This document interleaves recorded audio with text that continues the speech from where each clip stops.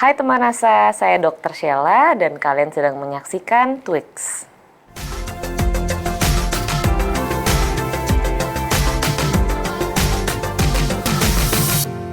Hai teman asa, balik lagi ke Twix episode 4 part 2. Kita di sini akan membahas tentang male infertility.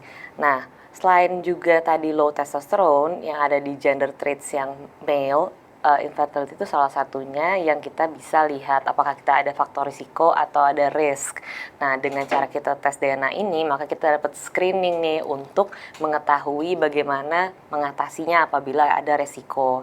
Nah, Dok, boleh dijelaskan, Dok, sedikit ke teman-teman asa, apa sih itu infertility atau kemandulan ya, yang sering disebutnya. Oke, jadi untuk teman asa, yang dimaksudkan dengan male infertility adalah ketidakmampuan seorang pria untuk bisa memproduksi sel sperma yang berkualitas yang dapat membuahi sel telur sehingga dapat menyebabkan terjadi pembuahan. Artinya, male infertility ini adalah laki-laki yang tidak bisa membuahi perempuan.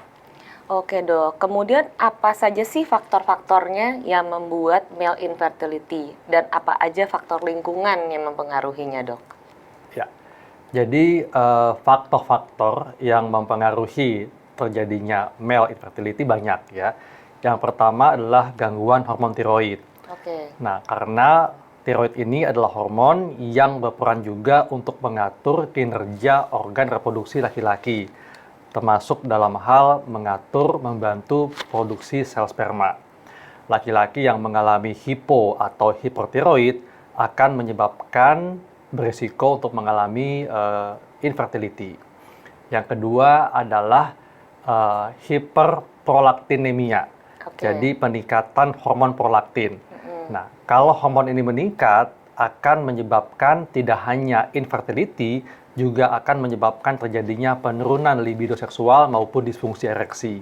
Dan hiperprolaktinemia ini menyebabkan 10 hingga 40% male infertility. Yang ketiga adalah hipogonadotropik hipopituitarisme.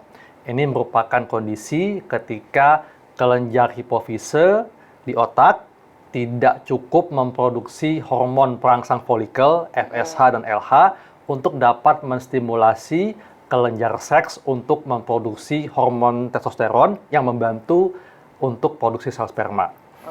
Yang berikutnya adalah genetik.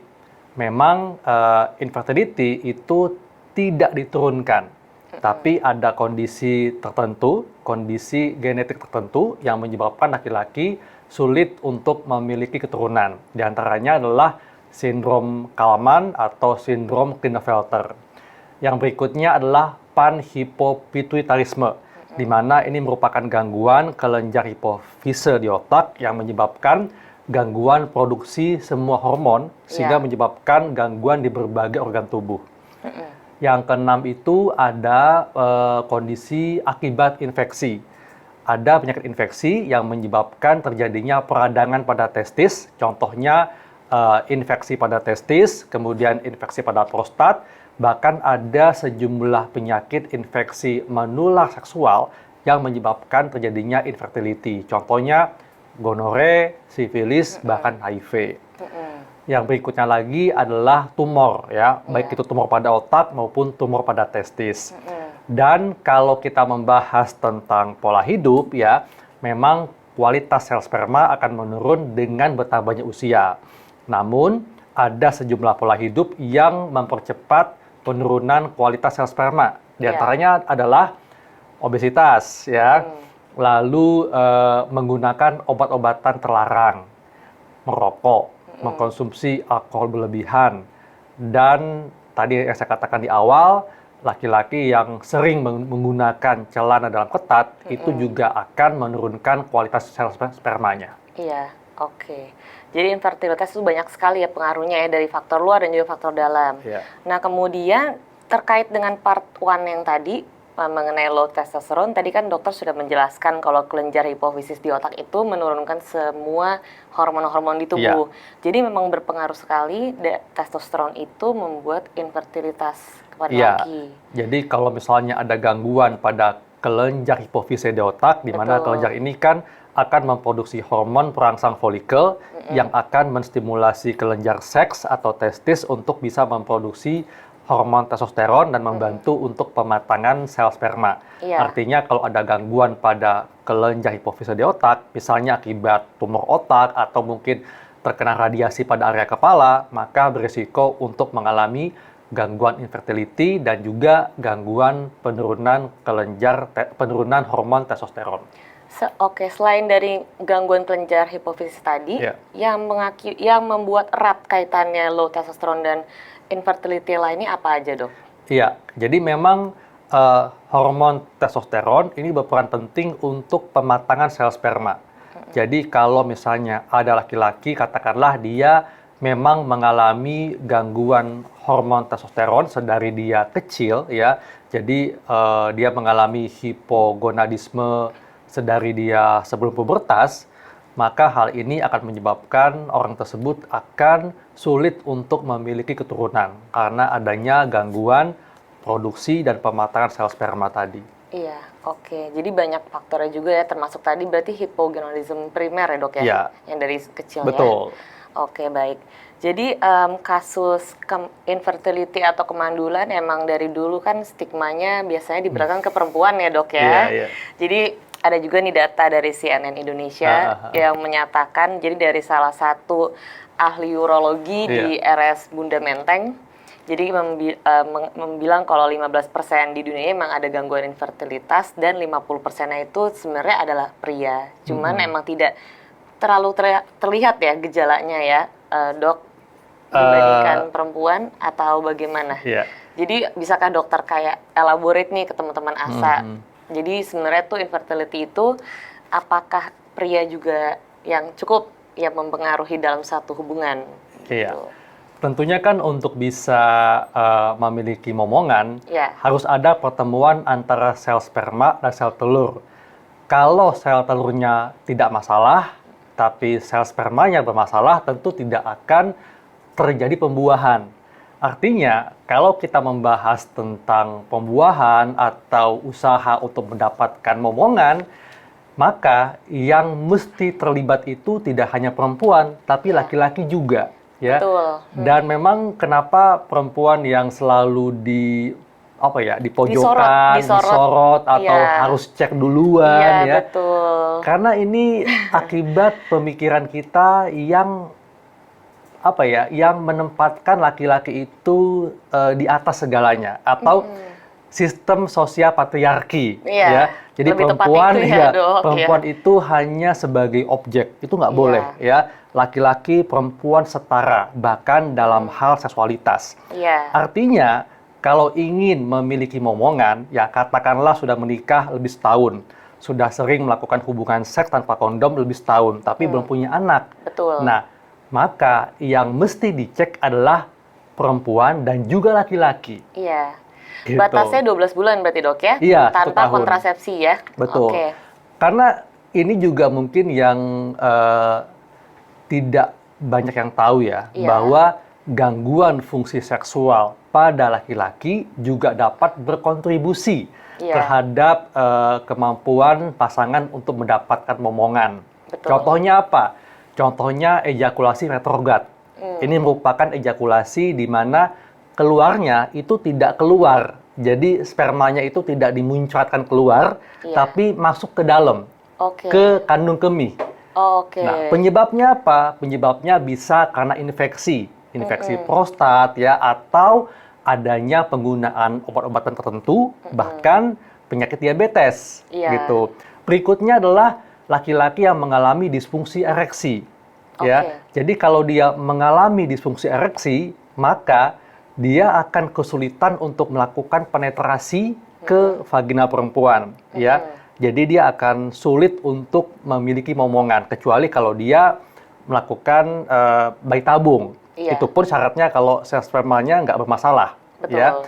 Kemudian berikutnya adalah laki-laki yang mengalami ejakulasi dini. Jadi kalau misalnya ejakulasinya selalu terjadi sebelum penisnya masuk ke vagina, tentu susah buat punya anak kan? Gitu. Makanya penting sekali untuk juga memperhatikan faktor fungsi seksualnya. Oke. Gitu. Selain itu, apakah genetik juga berperan, Dok, dalam ini? Ya, memang infertilitis ya atau fertilitas itu tidak diturunkan.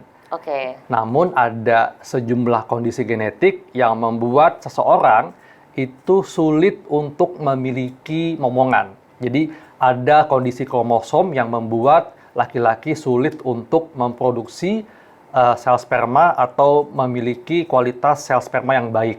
Contohnya tadi saya katakan seperti kelainan genetik sindrom Klinefelter atau sindrom Kallman.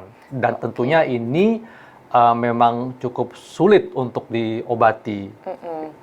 Jadi apabila udah ada genetik seperti itu, Dok, lebih baik apakah bayi tabung atau apa? Iya. Atau bagaimana?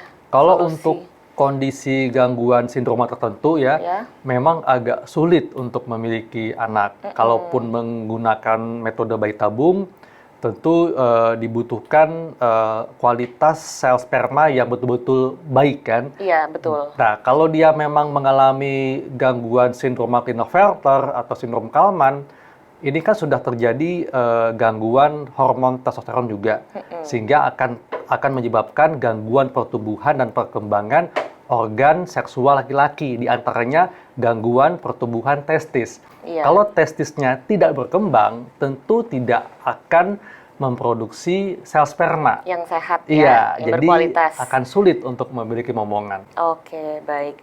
Jadi sehingga salah satunya nih di tes DNA Asaren memang ada untuk memeriksakan male infertility dan juga untuk low testosterone karena kedua itu saling berkesinambungan ya, Dok, ya, saling erat hubungannya. Jadi memang penting sih untuk periksa. Jadi untuk bisa apabila mempunyai momongan bisa di-planning dulu dari awal. Betul. Kalau untuk dari teman-teman ASA ada beberapa pertanyaan untuk dokter. Nah, ini pertanyaannya nomor 1 ya. Apakah bisa pria usia remaja mengalami low testosterone? Bisa. Bisa. Ya, jadi ya saya katakan tadi kalau dia tergolong hipogonadisme primer, maka remaja bisa mengalami gangguan penurunan hormon testosteron. Dan tentunya gejala yang terjadi kalau laki-laki yang sebelum pubertas sudah mengalami penurunan hormon ini, diantaranya adalah tentu gangguan pertumbuhan dan perkembangan badan, bentuk tubuh, ya. Kemudian gangguan pertumbuhan dan perkembangan penis dan testis, di mana penis dan testisnya tidak berkembang sempurna.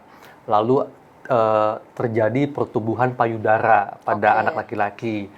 Kemudian juga suaranya nggak memberat tuh ketika pubertas. Gitu. Jadi kalau anak laki-laki yang dia mengalami sindrom defisiensi testosteron, maka dia secara perkembangan fisik dan psikis itu tidak akan memiliki karakteristik laki-laki yang sesungguhnya gitu loh. Jadi yang semestinya. Yang semestinya. Iya. Biasanya tuh umur berapa, Dok? Terlihat Iya. paling dini. Sebetulnya ketika dia masih anak-anak pun itu orang tua harus curiga. Oke. Misalnya ketika perkembangan penis dan testisnya tidak sesuai usia. Kemudian obesitas. Nah, hati-hati. Kondisi anak laki-laki yang obesitas itu berisiko besar untuk terjadinya gangguan hormon, terutama penurunan hormon testosteron. Makanya anak laki-laki yang obesitas itu biasanya memiliki penis yang kecil, ya, testis yang tidak berkembang, dan adanya pertumbuhan payudara. Nah, kalau sudah melihat tanda dan gejala seperti itu, orang tua harus sigap. Harus segera lakukan konsultasi kepada dokter untuk segera diobati sebelum anak tersebut memasuki usia akil balik. Kalau sudah memasuki usia akil balik, itu agak susah pengobatannya. Pengobatannya lebih susah dan ada kemungkinan tidak bisa disembuh. Kemungkinan tidak optimal sih. Jadi akan kasihan anaknya nanti ketika dia dewasa, dia memiliki pertumbuhan perkembangan yang tidak sesuai dengan anak laki-laki yang lainnya. Iya, jadi harus waspada dari sejak dini Iya. dan juga jangan dicuekin, harus Betul. langsung dilaporkan kepada dokter. Jadi anak laki-laki yang gemuk ya itu bukan berarti lucu, Iya. tapi waspada Bapak Ibu Waspada sekalian. juga. Jadi harus tetap diperhatikan ya dok Betul. ya.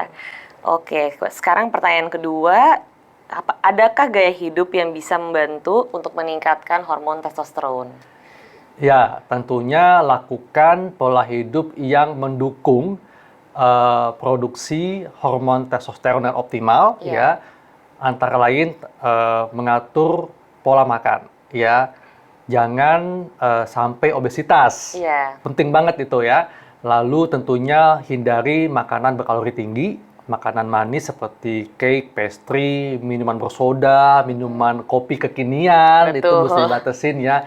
Batasi kafein, kemudian makan protein, makan lemak sehat, makan buah-buahan dan sayuran yang mengandung antioksidan, vitamin, lalu juga rutin olahraga, nggak boleh mageran, tidur cukup, stop merokok, tidak konsumsi alkohol berlebihan, tidak mengkonsumsi obat-obatan terlarang, Betul. dan juga tentunya hindari menggunakan celana dalam ketat. Oke, itu tadi dokter udah jelasin semua tuh ya di part 1 secara detail. Jadi kalau mau nonton bisa di part 1 di YouTube Asaran Experience, jadi bisa mengetahui lebih detail tentang low testosterone. Kemudian pertanyaan nomor 3 nih. Sebenarnya udah dijawab sama dokter sih, tapi nggak apa dijelaskan lagi sama Tante Masa. Apakah male infertility dipengaruhi oleh faktor genetik? Tidak. Tidak ya? Jadi fertilitas atau infertility itu tidak diturunkan. Namun ada kondisi genetik tertentu yang menyebabkan seorang laki-laki sulit untuk memiliki kualitas sel sperma yang baik. Iya. Seperti sindrom Klinefelter, sindrom Kallman, atau sindrom Down syndrome. Down syndrome, iya. Oke, terima kasih dok Ya, udah menjawab pertanyaan-pertanyaan sama-sama. dari teman-teman ASA.